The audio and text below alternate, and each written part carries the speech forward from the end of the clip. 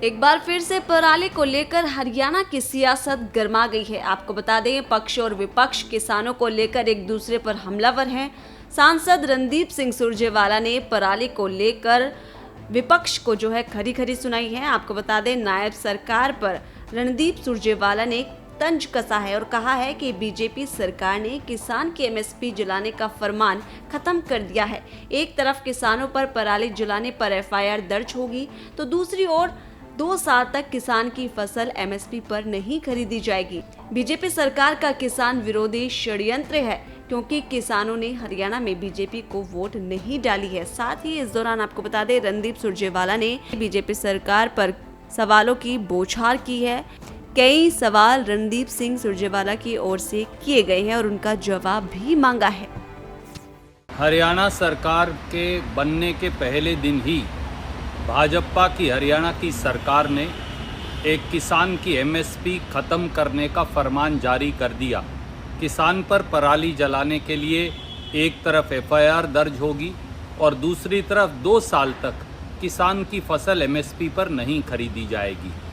ये सीधे सीधे नायब सैनी जी के नेतृत्व वाली भाजपा सरकार का किसान विरोधी षड्यंत्र है, एक सजा है किसान को, क्योंकि उसने बीजेपी की वोट हरियाणा में नहीं डाली। हमारे कुछ सवाल हैं श्रीमान नायब सैनी मुख्यमंत्री जी से। क्या ये सीधे सीधे एक षड्यंत्र नहीं, एमएसपी को चोर दरवाजे से ख़त्म करने का और किसान की फसल को एमएसपी पर ना खरीदने का? दूसरा, पराली अगर किसान ना जलाए तो विकल्प क्या है?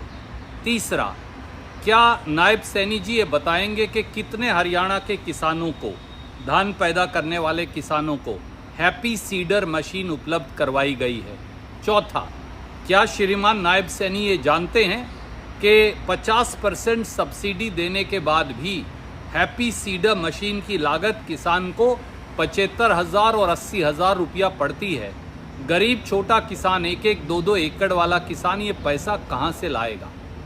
पांचवा, क्या श्रीमान नायब सैनी और बीजेपी सरकार ये जानती भी है कि अगर थोड़ी सी भी नमी पराली में है तो 15 से 20 मीटर के बाद हैप्पी सीडर मशीन बंद हो जाती है, तो फिर किसान क्या करेगा?